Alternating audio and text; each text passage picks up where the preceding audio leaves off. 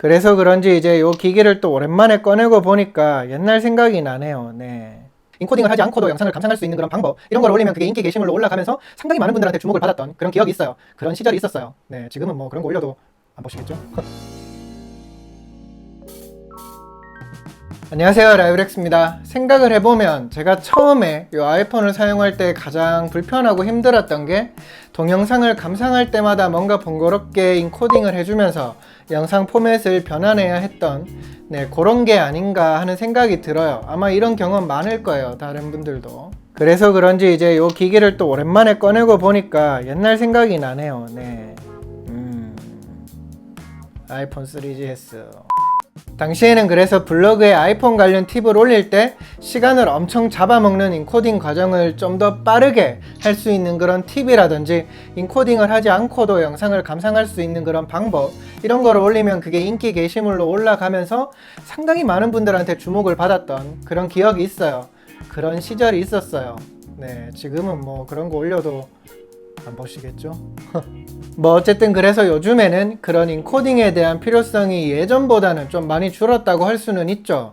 뭐 넷플릭스 같은 스트리밍 서비스도 워낙 많이 발전을 했고, 그리고 요즘은 굳이 기기에서 자체적으로 그 포맷을 지원하지 않더라도 특정 앱을 설치해서 영상을 재생하면서 감상을 할 수 있는 그런 방법들도 좀 다양해졌기 때문에 굳이 뭐 특정 기기를 샀다고 해서 인코딩에 관심이 더 많아지거나 이런 거는 잘 없다고 할 수 있을 것 같아요.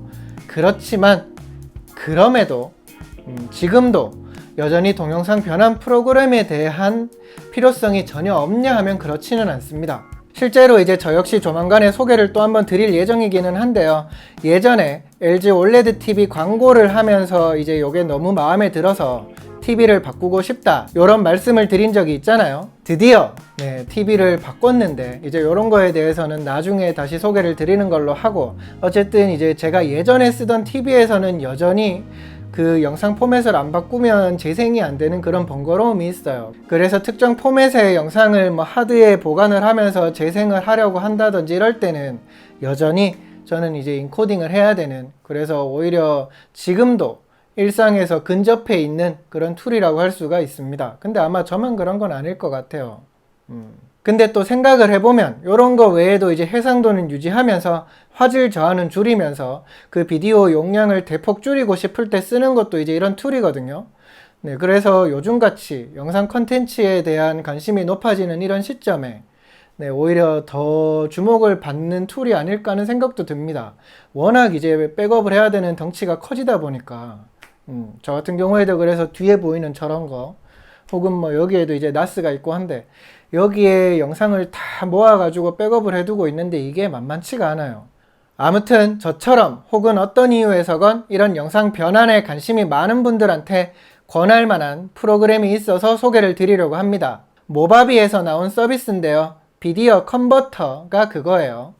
이게 윈도우는 기본이고 맥에서도 사용이 가능한데요. 특징이라면 변환 속도가 상당히 빠르다는 점, 그래픽 카드 등을 활용해서 가속도 가능하다는 게 강점이에요. 그리고 국내에서 대부분의 사람들이 쓰는 장치에 부족함이 없을 정도의 호환성을 갖추고 있다는 점, 게다가 영상에 있는 사운드 트랙만 따로 오디오로 변환해서 활용하는 그런 오디오 변환도 가능하다는 점도 특징으로 꼽히고 있습니다.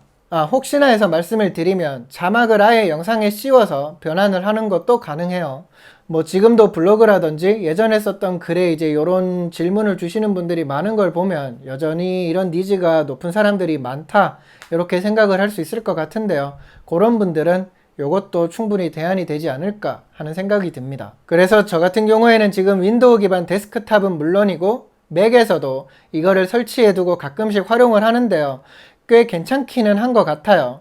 다만 저는 프리미엄 버전 유저가 아니라서 오디오 소리가 작을 때 조절하는 옵션이라든지 워터마크 추가, 품질 향상 같은 몇몇 기능까지는 다 사용을 못 해보고 있습니다. 그래서 나중에는 업그레이드를 해서 쓸까 하는 생각을 하고 있기는 한데, 일반인 기준에서는 지금 기본 버전만 해도 그 활용에는 전혀 부족함이 없을 것 같아요. 실제로 저도 지금 이거는 기본 버전이지만 전혀 그 기능 자체에는 불만은 없습니다. 모바비 비디오 컨버터 프로그램 경우에는 인터페이스 언어가 한국어도 지원을 하기 때문에 편하게 좀 더 직관적으로 쓸 수 있는 것도 장점이라고 할 수 있을 것 같아요. 다만 요거는 오리지널 버전을 기준으로 했을 때 5만원에 라이센스 키를 사야 제대로 쓸 수 있다는 게 진입장벽을 높이는 그런 요소가 아닌가 하는 생각은 들어요. 뭐 어쨌든 이제 이런 영상 변환에 대한 니즈가 크다든지 이런 영상 변환을 하는 빈도가 높을 것 같은 분들은 충분히 괜찮은 선택지가 될 것 같기는 합니다. 뭐 특히 이제 예를 들어서 특정 장치에서 영상이 열리지가 않아서 포맷을 바꿔야 할 때라든지 동일한 해상도에서 화질을 크게 저하시키지 않으면서 용량을 줄이고 싶을 때라든지 혹은 여러 장치를 써서 영상 포맷이 가지각색일 때 이거를 통일하고 싶을 때라든지 뭐 등등 여러 상황에서 이 툴은 꽤 쓰임새가 좋은 그런 프로그램이 될 것 같아요. 그리고 아까 제가 이제 이게 유료 프로그램이다 이렇게 말씀을 드렸잖아요. 근데 이거를 설치를 하면 일주일은 무료로 체험을 해보면서 쓸 수가 있어요. 그렇기 때문에 이거를 써보면서 경험을 해보면서 나한테 정말 맞다, 아니다 이런 거를 판단을 해서 구매를 결정하시는 것도 방법이 될 것 같습니다. 실제로 저 같은 경우에는 맥에 쓰는 거는 제가 일주일 써보고 구매를 한 거고 윈도우에서 쓰는 거는 이번에 지원을 받은 거예요. 네, 지금까지 모바비에서 나온 동영상 변환 프로그램 비디오 컨버터에 대해서 소개를 드렸습니다.